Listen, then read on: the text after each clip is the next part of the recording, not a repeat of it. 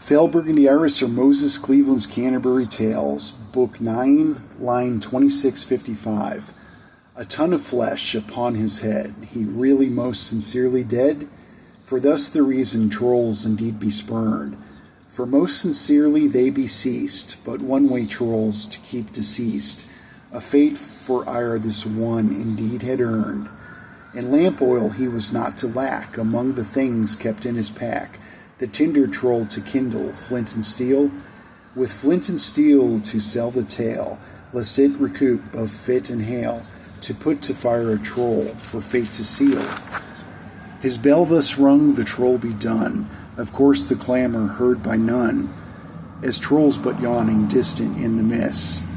But they the spawn of Fechshoth be, to doom was sent by fire giants he, as Janus groped for words, the trolls to diss.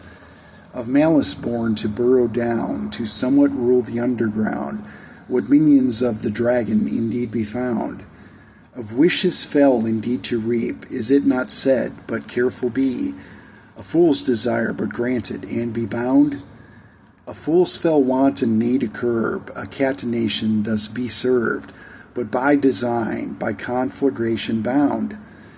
But bound and conflagrated be, each day thus, and twice on Sunday, what wishes wished, indeed they be but sound.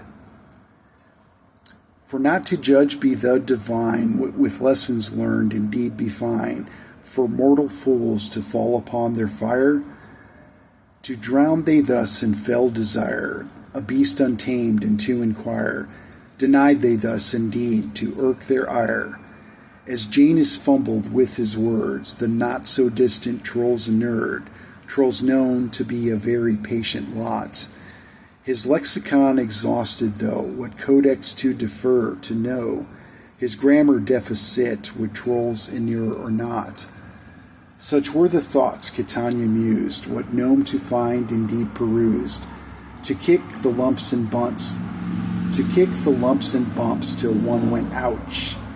But wary of his steps to make, steps wary Morpheus to take, to conjure Janus bears and a couch. The troll corpse but a light to see, it condensating mist but be, the moist and spongy ground but yet to kindle, the fallow beacon for to cure, the fallow rake for to procure, groped he a torch, but as the flame did dwindle, the mists encroaching, ere to claim the ground, perused Catania, nay the gnome be found.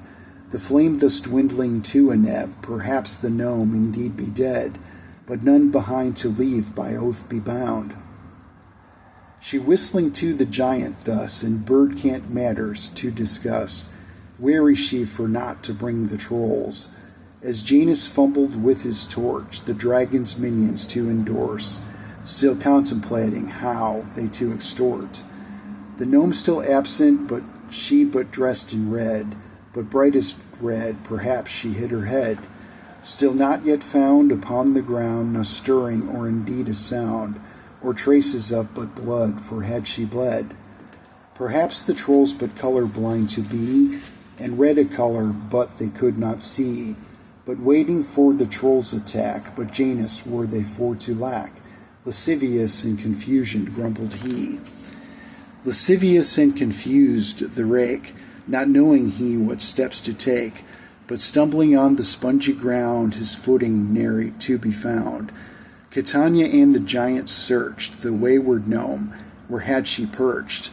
A blessing she for trolls to be, a meal indeed to be besmirched. But wary of the trolls about, the urge resisted to call out, the threat but nary to subside, discretion nay the rake abide. Discretion nay to be rescinded, but for Janus who ignored it, cursed he Catania who withdrew, the gnome the search for to renew. He thus ignored, he then took charge, party of one, leader at large, he screaming at Catania now, while wary trolls beyond the prow, bemoaning he her leadership, decrying she to be unfit, Catania nary to respond, despondent trolls for nay to ponder, his raving rant nay to applaud, his discourse hampered by the fog, a nudge she felt which touched her calf, a warm, wet nose for nigh to wonder. How had he come from up atop the viaduct, what path he sought? With silent pause indeed he tread, a welcome friend indeed thus be with catenation sundered. He neighed to call with baleful bark, discretion he indeed to hark. Her thoughts alone, but did he know he worthy of his pedigree? Catania crouched to greet her friend, his wagging tail nay to suspend. Silent he, her face to lick, his ears pinned back, what message be? No finer friend could be desired, the fallen gnome for to inquire, the fallen gnome to flush her out, his hunting skills beyond a doubt. She then discerned his wish to be, for she indeed to follow he. Had he already found the gnome? Tweeted she in bird cant as the giant lurked about. But from her kit she fetched a rope, but still alive, for did she hope a meal for trolls, but yet to be a pithy snack, for yet to grope. The cordage round his collar wound, and nodded, nigh the gnome be found.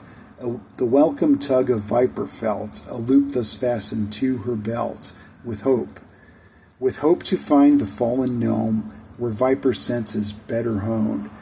Were she to be dead or alive, 'twas viper best for she to find. In bird cant tweeted Morpheus, behind her he with Janus thus. Recovered he, be gagged and dragged, drag him, gag him, mouth to bind. The cordage festooned to the giant, and flailing Janus non-compliant. Ere he be both fit and hale, his muffled trepidations halting but to inhale. For fell the wold, but yet to see yonder swampy estuary, far worse than trolls indeed be found, in mist enshrouded bog and dale, with light footfalls indeed to tread, by viper catenation led. Nay, to provoke what hunts by sound, yet lurking there be underground. Again to find the fallen gnome, nay, to relent, her fate be known. The tethered catenation bound, on forward for the gnome be found. 6/3/2026. Timothy Burke, a.k.a. Timothy P. O'Brien, that's me. That's the end of Book 9. I've got a good start on Book 10. It's coming along pretty well.